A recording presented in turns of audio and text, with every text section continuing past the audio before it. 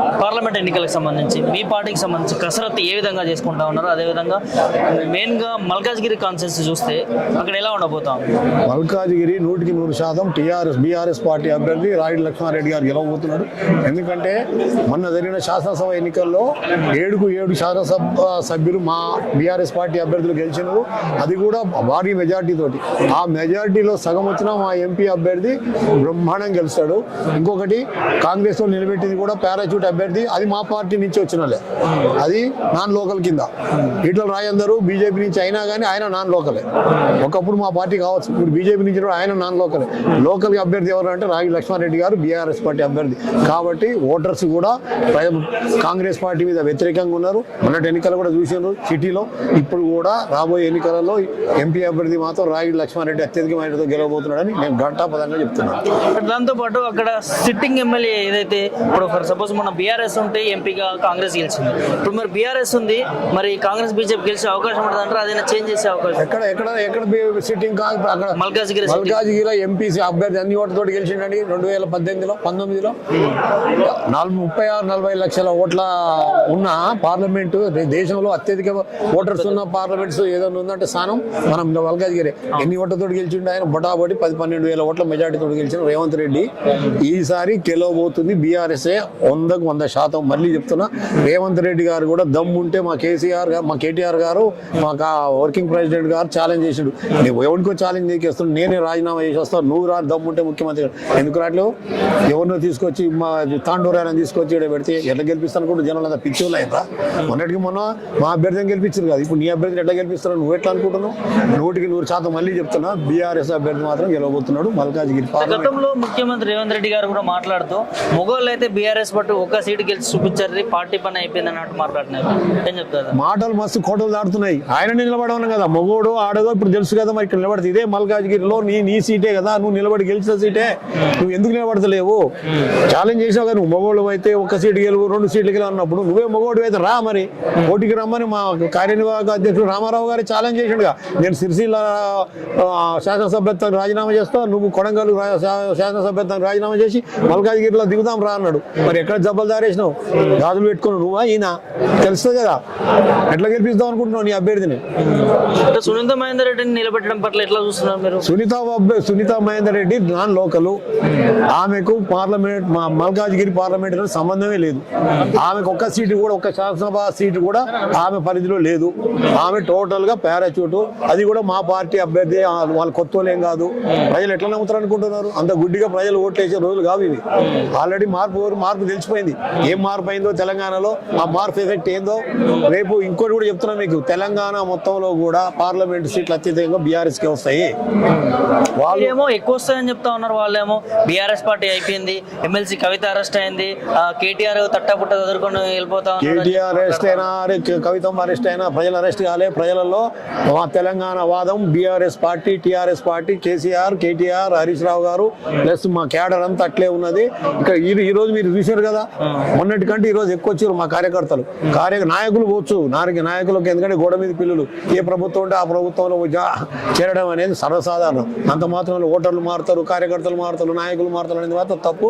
వాడు ఛాలెంజ్ మేము వేస్తున్నాం కదా, గెలువుని దమ్ముంటే 10 సీట్లు గెలిచినామని గెలుస్తా అంటున్నావు కదా, గెలువు 10 సీట్లు గెలువు, 10 సీట్లు గెలువు, 14 వద్దు, 10కి నేను ఛాలెంజ్ చేస్తున్నా. ఈ రోజు as a vice president Kukatpally agriculture market committee నేను వేస్తున్నా ఛాలెంజ్. నువ్వు 10 పార్లమెంట్ సీట్లు గెలవా రవీంద్ర రెడ్డి, నేను నీ కడువ కప్పుకుంటా ఆ రోజు ఛాలెంజ్ చెప్తున్నా నేను. దాంతోపాటు కోమటిరెడ్డి రాజగోపాల్ రెడ్డి కూడా ఒక ఘాటు వ్యాఖ్యలు చేస్తాడు రీసెంట్ గా.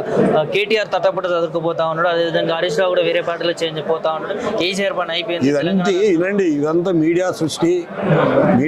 ఇది ప్రజలలో, నాయకులలో, లీడర్లలో, కార్యకర్తలలో, ఓటర్లలో మా బీఆర్ఎస్ పార్టీ మీద వ్యతిరేకత లేదు.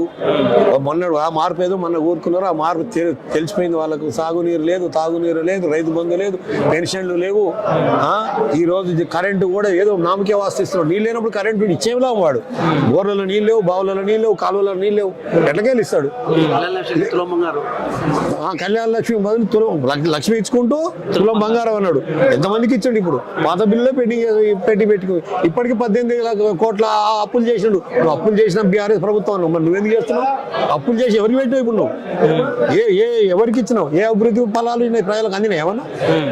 ప్రజలు ఎందుకంటే నిలదీస్తారు ఇవాళ. ఏ ఊరికి పోయినా ప్రజలలో గ్రామాలలో ఇప్పుడున్న కాంగ్రెస్ ప్రభుత్వానికి 100% వ్యతిరేకత ఉందండి. ఈ రాబోయే పార్లమెంట్ ఎన్నికలలో తెలంగాణలో 10-12 సీట్లు మా బీఆర్ఎస్ కి వస్తాయి. కాంగ్రెస్ 2-3 సీట్లకి పరిమితం అవుతుంది. కాంగ్రెస్ ఛాలెంజ్ సికింద్రాబాద్ కూడా రాదు, సికింద్రాబాద్ కూడా రాదు వాళ్ళది, మల్కాజ్గిరి రాదు. నేను చెప్తున్నా రాసుకోండి. మెదక్ రాదు, నల్లగొండ కోమటిరెడ్డి బ్రదర్స్ అంటున్నారు. గెలవనండి చూస్తాను, నేను నల్లగొండ జిల్లా బిడ్డనే, నల్లగొండ జిల్లా బిడ్డ నేను. ఇలా గెలవనండి నల్లగొండ జిల్లాలో కరువు కాటకంతో సస్తున్నారు. ఏమనంటే వాళ్ళు ఉన్నప్పుడే కరువు ఏర్పడ్డదా? మొత్తం గోదావరి బెల్ట్ మొత్తం నీరే ఉండే కదా, మరి ఎందుకు పంపింగ్ చేయలేదు? చెర్లు ఎందుకు కుట్టలు నింపలేదు? పంటలు ఎందుకు కాపాడుకోలేకపోయినాను? గత ప్రభుత్వం చేసిన తప్పిదమని చెప్పి ఏం తప్పిదం? ప్రభుత్వం అంటే 140 కిలోమీటర్ల వ్యాసార్థంలో నీరు నిల్వ ఉంచుడు తప్పిదమా? నీకు పంపింగ్ నీకు శతగాలే. రైతులకు చెర్లు కుంటలు నింపితేందుకు పంపింగ్ చేసి కాలువకు నీళ్ళు అవుతుంది, నీకు శతగాలే. గోదావరి కృష్ణా ఓకే, కృష్ణాలో మేము కూడా ఎందుకంటే వర్షాలు తక్కువ పడ్డాయి, కృష్ణా బెల్ట్ గురించి మాట్లాడాల్సిన లేదు. గోదావరి బేసిన్ లో బ్రహ్మాండంగా వర్షాలు పడ్డాయి, ప్రాజెక్టులన్నీ కలకలాడినాయి, నీటి నిల్వలు ఉండే. అయినా వీళ్ళు పంపింగ్ చేయకుండా నీళ్లు నింపకుండా ప్రభుత్వానికి వ్యతిరేకంగా, మాజీ ప్రభుత్వానికి గత ప్రభుత్వానికి వ్యతిరేకంగా ప్రతిపక్షాన్ని బదనాం చేయాలన్న తప్ప వేరే వాళ్ళు ఈ రోజు కూడా ప్రజాపాలన అన్నారు. 420 అంటే 420 అమలు హామీలు ఇచ్చారు.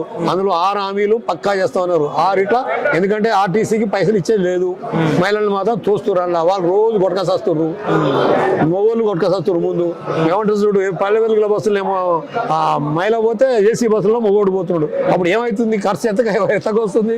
ఏం చేస్తున్నట్టు ఈ ప్రభుత్వం? ఆర్టీసీని నాశనం చేస్తున్నావు. రేపు నాశనం అయినట్టు అది కూడా ఏదో మేము అది ఇస్తున్నాం, హైలీ ఇంపాసిబుల్. నేను డబ్బులే లేవు. నువ్వు లక్షలాది మంది రోజు ఉత్త ఏం పనులను కూడా తిరుగుతారండి మహిళలకు. అడుగోడి ఇడుగోడి ఇదే ఉత్తగా దొరక ఏదో పండుగ పబ్బానికో బిడ్డింటికో అల్లుంటికి పోతానికి పోయేటోళ్ళు ఇప్పుడు అది కూడా లేదు. ఊకే పోటీ వచ్చాడు, ఇదే పని అవుతుంది.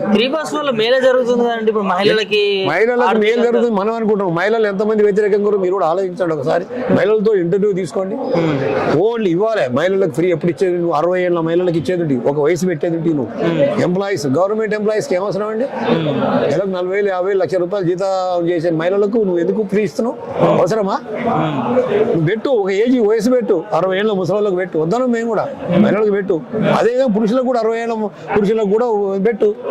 పురుషులకు అన్యాయం చేసేది వీళ్ళకి న్యాయం చేసేది. నువ్వు రోజు జుట్టు పట్టుకొని బ్లౌజులు చింపుకొని చీరలు లాక్కుంటున్నారు బస్సులలో. మనం ఎన్ని వీడియోలు మనం చూస్తూనే ఉన్నాం. దాంతోపాటు మెయిన్ గా వీళ్ళే చెప్తా ఉన్నారు కాంగ్రెస్ పార్టీ వాళ్ళు, మా బ్రహ్మాండమైన పాలన చూసి, మా ప్రజా పాలన చూసి, 100 రోజుల పాలన చూసి ప్రజలే మాకు ఓట్లు వేసి గెలిపించుకుంటున్నారు అని చెప్తా ఉన్నారు. 100 రోజుల పాలన అనేది అట్టర్ ఫ్లాప్ పాలన. మీరు మన హైదరాబాద్ మీరు అడగొద్దు. హైదరాబాద్ ఆల్రెడీ జనం అంతా డిసైడే ఉన్నారు. మీరు గ్రామాలకు వెళ్ళండి, జిల్లాలకు వెళ్ళండి, మండలాలకు వెళ్ళండి. అక్కడ ఏం చెప్తున్నారో మీరు వినండి ఒకసారి. మీరు ఇంటర్వ్యూలు అక్కడ పోయి తీసుకోండి. జనాలే కాంగ్రెస్ కార్యకర్తలే చెప్తున్నారు. ఆగవాగుంది పరిస్థితి, ఊళ్ళలో పోయే పరిస్థితి లేదు, ఓట్లు అడిగే పరిస్థితి లేదు వాళ్ళకు. ఆఖరికి మిషన్ భగీరథ నీళ్ళు కూడా అయిపోతుంది. నువ్వు మొన్నటి వరకు ఇంటి ముందర నల్లాలు పట్టుకునే ఆ ప్రజలు ఈ రోజు రోడ్ల మీదకి వస్తున్నారు, ట్యాంకర్లు అడుగుతున్నారు, బిందెలు పట్టుకొని కిలోమీటర్ దూరం మళ్ళీ మొదలైంది. ఊర్లలో నీళ్ళు లేవు. మరి ఎందుకు వచ్చిందంటారండి కరువు? ప్రభుత్వ చేతగానితనము. ముందు ఇప్పుడు నీకు 100 రోజుల ముందే నీకు ప్రభుత్వం నీ చేతులు ఉన్నది, జాగ్రత్త పడాల్సిన అవసరం లేదా నీకు? కృష్ణా బేసిన్లా ఉన్న నీళ్ళు ఎట్టబోతాయండి బయటికి? నీ ప్రభుత్వం వచ్చినాకనే 6 TMCలు తెంకపోయినాడు అవతలోడు. 6 TMCలు మొన్న మళ్ళీ 3 TMC ఆడ సాగర్ డెడ్ స్టోరేజే ఉండే, మళ్ళీ 3 TMCలు ఎందుకు ఇచ్చినట్టు? ఇదే అంశం పైన ముఖ్యమంత్రి అంటే ఏపీ ముఖ్యమంత్రి జగన్మోహన్ రెడ్డితో కుమ్మక్కాయ నీళ్ళు మొత్తం కేసీఆర్ అటు తీసుకుపోతా. కుమ్ముక్కాయతోడు అయితే ప్రాజెక్టులు కడతాడా? కుమ్ముక్కాయతోడు లిఫ్ట్ ఇరిగేషన్లు పెడతాడా? ఆ ప్రభుత్వం ఉమ్మడి ఆంధ్రప్రదేశ్లోనే మొత్తం కృష్ణా బేసిన్ నాశనం చేసిరనే కదా కొత్త ప్రాజెక్టులు పెట్టి, ముఖ్యంగా పాలమూరు ఎత్తిపోతల పథకం పెట్టింది కానీ, కోయిల్ సార్ కానీ, మన నెట్టంపాడు కానీ, ఇవన్నీ ఎక్కడికి వెళ్ళి వచ్చినాయండి కొత్త? ఎప్పుడో వీళ్ళు మొదలు పెట్టాయని పూర్తి చేసింది ఎవరు? కృష్ణా బేసిన్ లో ఉన్న మన వాటా మనకు కావాలని దక్కాలని చెప్పి ఈ లిఫ్టిగేషన్ స్కీమ్లన్నీ పెట్టింది కేసీఆర్ ప్రభుత్వం, కేసీఆర్ గారే. ఇవాళ ఏదో బురద చల్లడంత మాత్రం వల్ల నీ తప్పులు కప్పించడం మాత్రం వల్ల ప్రజలు గమనిస్తలేరా? గమనిస్తున్నారు. రేపు రాబోయే పార్లమెంట్ ఎన్నికల్లో కర్రు కాల్చి వాత పెట్టినది ఖాయం ఖాయం ఖాయం. అంటే ఇంకోటి కాంగ్రెస్ పార్టీలో సీనియర్ నాయకులకి చోటు దక్కట్లేదని చెప్పి మొన్న VH గారే బహిరంగంగా చెప్పారు. దీని పట్ల ఎట్లా వస్తారు? అవును, మరి కొత్త బిచ్చగాడు పొద్దురగడట. కొత్త బిచ్చగాడు కదా, ఎందుకంటే పార్టీలు మారినోడు, ఒక పార్టీలు ఉన్నోడు కాదు. ఫస్ట్ RSS వినండి, తర్వాత మా TRS, తర్వాత టీడీపీ, మళ్ళీ అటువైపు కాంగ్రెస్లో ఎరబడ్డాడు. ఏదో ఆర్డర్ చూడండి, భయంగా ఊడిపడ్డట్టు అదృష్టం కొద్దీ కలిసి వచ్చింది. ఇక ఆయనకి ఏం చేయాలో అర్థం కావట్లేదు. సబ్జెక్ట్ లేదు, సీనియర్ అని కలుపుకపోతలేడు, సీనియర్ అని పక్కన పెడుతున్నాడు, నేనే డామినేట్ చేయాలని. అందుకే ఈ మధ్య అన్నాడుగా బడే బాయ్ చోటే బాయ్ అని. ఎప్పుడైనా ఈ మహానుభావుడు రేపు రాబోయే పార్లమెంట్ ఎన్నికల తర్వాత జంపు జిల్లా అనేది ఖాయం, పార్లమెంట్ తోటి బీజేపీ తోటి కుమ్ముక్కయ్యేది ఖాయం. ఇప్పుడు కర్ణాటకలో అదే జరగబోతుంది. మీరు చూడండి, డికే శివకుమార్ 43 మంది ఎంపీలను తీసుకొని త్వరలో బీజేపీలో జాయిన్ కాబోతున్నాడు. ఆడ బీజేపీ ప్రభుత్వం ఏర్పాటు కాబోతుంది. ఇక్కడ రేపు కూడా అదే పరిస్థితి. ఈయన తీసుకోపోయినా ఆడ పోడు, ఎందుకంటే ఇక్కడ బీజేపీకి స్థానం లేదు.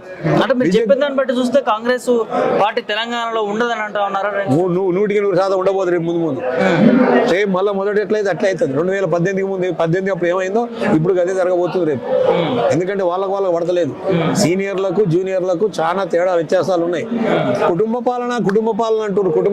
ఇప్పుడు కుటుంబం కోసమే టికెట్ల కోసమే కొట్లాట కదా, ఎంపీ టికెట్ల కోసం. ఒక్కొక్క కుటుంబంలో 3, 4 అంటున్నాడు. ఇప్పుడు ఆయన పెళ్ళానికి కావాలంటాడు, ఈయన పెళ్ళానికి కావాలంటాడు. అంటే మిగతా లేరా, నాయకులు లేరా, సీనియర్లు లేరా కాంగ్రెస్ లో? మరి వీళ్ళ భార్య కొడుకులు పెళ్ళారు వీళ్ళేనయ్యా. మరి అప్పుడప్పుడు మరి కేసీఆర్ గారిని ఎందుకు విమర్శించేది? మొత్తం కుటుంబ పాలన మొదలుపెట్టిందే మీ ప్రభుత్వము, మీ పార్టీ. 135-140 ఏళ్ల చరిత్ర గల కాంగ్రెస్ పార్టీ అన్నిటికీ మూలము. ఈ దేశానికి అవినీతి నేర్పింది ఆ ప్రభుత్వము, ఆ పార్టీ. ఎమర్జెన్సీ పెట్టింది వాళ్ళే. ఇందిరమ్మ పాలన ఏం జరిగిందో ప్రజలందరూ తెలుసు. ప్రతిపక్షాలను లేకుండా బొక్కలేసి ఊకింది 2 ఏళ్ళు ఎవరో తెలుసు. ఇందిరమ్మ పాలనలో జనం ఆగమైంది తెలుసు. ఇందిరమ్మ పాలన మనకు అందరూ తెలుసు. అప్పుడు ఏమైంది? మీడియాను నొక్కేసిండ్రు, ప్రతిపక్షాలను నొక్కేసిండ్రు. ఇందిరమ్మ పాలన అంటే అదేనా? ఎమర్జెన్సీని ఇందిరమ్మ పాలన అందరికీ తెలుసు. మంచి నాయకులు, సీనియర్ మోస్ట్ నాయకులను కూడా ఆ రోజుల్లో జైలులో పెట్టారు. తర్వాత ఏమైంది? 1980లో సరే జనతా పార్టీ ఏర్పడ్డది. గెలిచినాక వాళ్ళు కూడా విచ్ఛిన్నమైనాక భారతీయ జనతా పార్టీ ఏర్పడ్డాక ఇన్నేళ్ళకి కానీ 2014 వరకు వాళ్ళకు స్థానాలు దొరికింది. కాకుంటే కాంగ్రెస్ అనేది ముందు దేశంలో కనుమరుగయ్యే పార్టీ అనే. రేపు రాబోయే పార్లమెంట్ ఎన్నికలు వాళ్ళకి 50 సీట్లు రావు టోటల్ దేశంలో. ఎందుకంటే ఇండియా కూటమి విచ్ఛిన్నం అయిపోయింది. ఎప్పుడో ఇండియా కూటమిలో కూడా ఉన్న వాళ్ళ స్నేహపూర్వక ఉన్న పార్టీలు కూడా దూరంగా ఉన్నవి. ఎవరి వాళ్ళు ఇండివిజువల్ నిలబడుతున్నారు. కాంగ్రెస్ నమ్మే పరిస్థితి లేరు. ఇక్కడ కూడా ఈ తెలంగాణలో రాబోయే పార్లమెంట్ ఎన్నికల్లో ఓటర్లు కాంగ్రెస్ పార్టీని, ప్రజాపాలన నమ్మే పరిస్థితి లేరు. అవుట్ రైట్ గా బీఆర్ఎస్ ప్రభుత్వం మా పార్టీకే ఓట్లు వేస్తారు, ఎంపీలను గెలిపిస్తారు.